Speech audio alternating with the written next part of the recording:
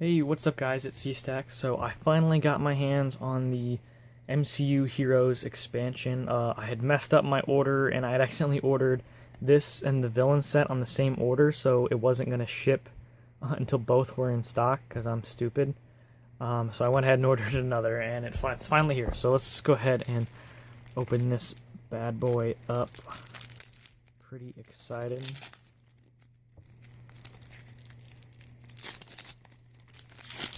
So let's take a look at this box real quick. I always like to take a quick look at the box. So we are on volume 1, issue number 5 of the new release schedule. It's hard to believe we're already 5 months into that. So this is the Earth. I'm not even gonna say. Here we go. Here's a little blurb.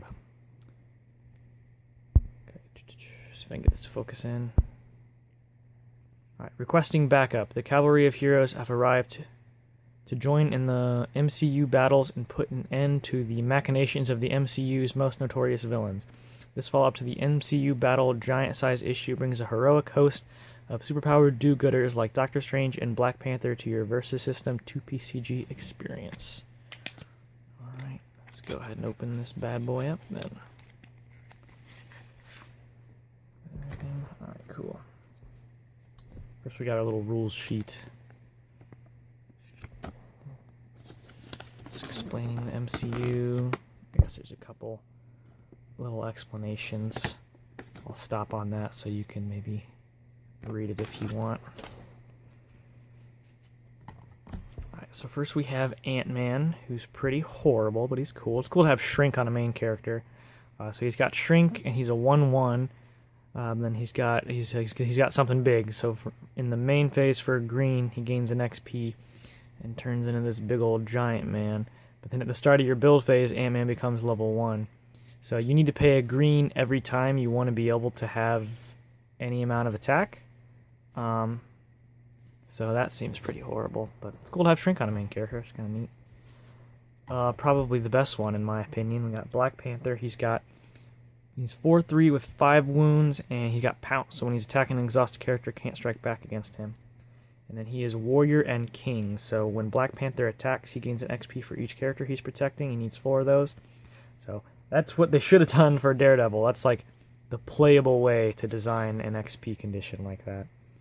And then at level 2, he's still got Pounce, and he's got a Vibranium Weave suit. So any turn combat green, if Black Panther is defending, he can't be struck this combat. So it's like a... No, sorry. Let me do that again. He can't be struck this turn. So it's like a better... I don't know about better Luke Cage. It's a better Luke Cage. Although he can't do it at level 1, so I guess in that way he's worse than Luke Cage, but this card's really good. Let's put our dudes over here. And we have Doctor Strange. I really like this card. This card's probably horrible, but it's really cool. Artwork's horrible, though.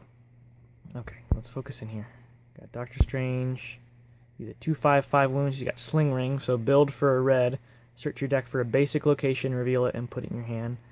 Then level up 3. When you play your first plot twist each turn, if you also played a location and a character that turn, Doctor Strange gains an XP. That sounds a little hard. I don't know. So he's still got the Sling Ring, and then for a blue, yellow, and green, you take an extra turn after this one. He's come to bargain. That is really cool. Just also, real quick, just look at the artworks on these things. Like, he's not casting a spell on either one of these. This one doesn't even look like it's from the movie. This looks like someone took it on their phone on the set. Anyway, that's irrelevant, but it annoys me. A really cool card, though. We got Scarlet Witch. I think I remember her having a really bad level up. I don't remember, though. So, she got a really long first power. What is it? Neuroelectric interfacing, telekinesis, mental manipulation. So main blue, look at an enemy player's hand and choose any number of characters there. That player shuffles them into their deck, then draws that many cards. Level up, terrible loss means 3. When another character on your side gets stunned on an enemy player's turn, Scarlet Witch gains an XP. So yeah, it's on that enemy player's turn thing again that makes this horrible. This is like exactly like Ghost Rider, where like all they have to do is stun this first and then kill your dudes, so that this just will never gain any XP. So yeah. Also, she's not doing magic on either one of these pictures again. Anyway. Choose an enemy. She's got everything. Everybody's afraid of something. Main yellow. Choose an enemy character for the rest of the game. It and characters with the same name can't attack Scarlet Witch. That's kind of cool. But again, she's never going to level up, so. And then Vision, this is the other best one, in my opinion. So there's Grace in their failings. He's got flight and range, which is good. He's got 6 wounds, which is good. Choose a character in your KO pile and shuffle all copies of it into your deck. Draw that many cards. I love drawing cards. At the end of your turn, Vision gains 1 XP for each supporting character on all sides. So that's not too hard to meet, I guess. He needs 12, though. Take a couple turns, I guess. And then it's, as I said, Catastrophe. When a supporting character attacks another supporting character, they stun each other. And that is always active. You don't have to pay. It's not like this turn or something like that. But that's really cool. I actually kind of like this first artwork where he's wearing people clothes. I think it's kind of fun. So there's all our main characters.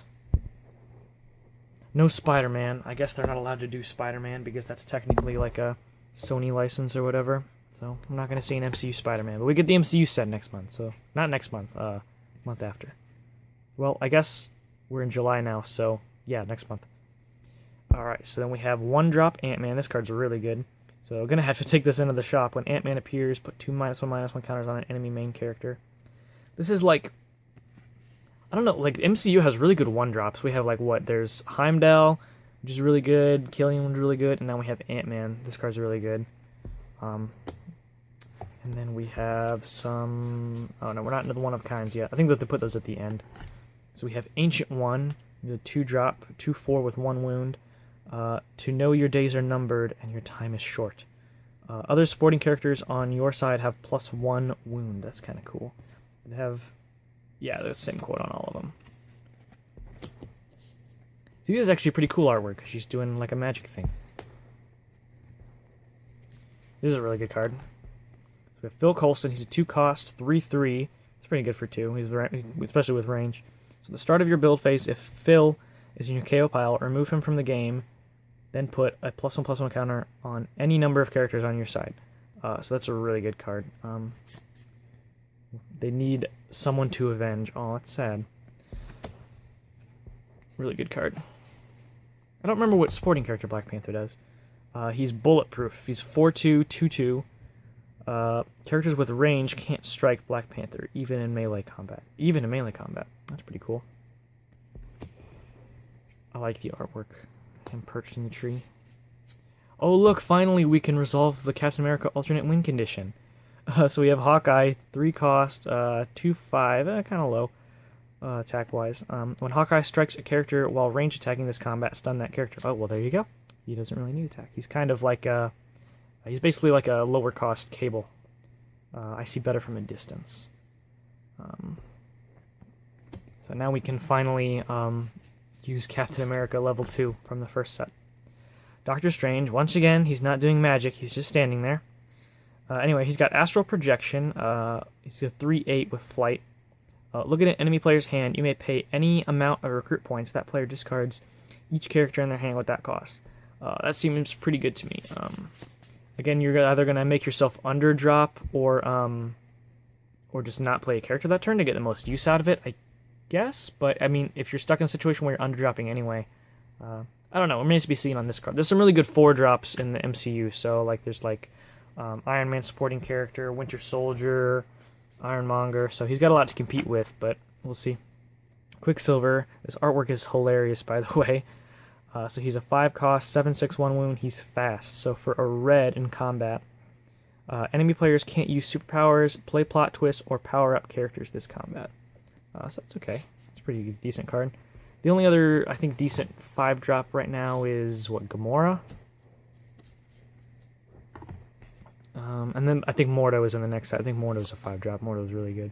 So we got Scarlet Witch, 6-drop, 4/7 with a range. So she's weird. So for a blue and a green, remove an XP from an enemy main character. If they have none, reduce their level by 1 instead, and they gain XP equal to 1 less than their level up number. So this is pretty cool. So it's a 6-drop. So mostly what you're probably going to be doing, I think, is the level down thing. I think that's really good. So this is really similar to Mordo main character, but on a supporting character. So yeah, I think this might be a pretty decent card. Although you do need 2 resources to do it. I remember what this does. Wow. He's 14-14 on 7. So we have Vision. Flight range, 14-14, 1 wound.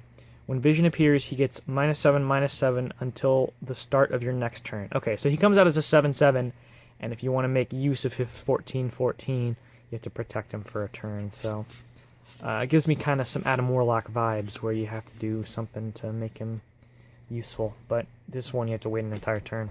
There's probably better cards. This card is absolutely insane. So we have Odin. 8-drop Odin. He's 11-11, 3 wounds, and you are unworthy of your title. Each enemy main character's base attack is 1/1. Yeah, so this card is really good. I don't remember what other 8-drops we have in the villain set coming up. I know Thanos is decent, but this card is really, really good. It might be the 8-drop. Oh, I guess we only have one of a kind dude this time. Or dudette. So we have Christine Palmer. She's one of a kind, and I've never seen a wound like this. At the start of your main phase, you may heal a wound from a main character on your side named Doctor Strange. That's pretty good. All these one of a kind things are really good. And then the only plot twist is Suit Up. So on your main phase, you're going to choose a character on your side to get +2 attack, flight, and range this turn. So that's pretty cool. It would be better if they were counters, but there's probably better plot twists you can play. But you know, they're cool. So yeah, so there is the MCU Heroes expansion. I'm very excited to play with this. We have a tournament this weekend, and there's a better than good chance that I'm going to play something out of this. I really like... Let's flip through these main characters. I really like Vision. I really like Doctor Strange, even though he's probably horrible, and I really like Black Panther. So yeah, so there's the MCU Heroes expansion. I finally got my hands on it. By this point, it's really close to time to get the MCU villains, which will be really cool. That has some of the coolest MCU stuff there is. Anyway, so thanks for checking this out, guys. I will see you later.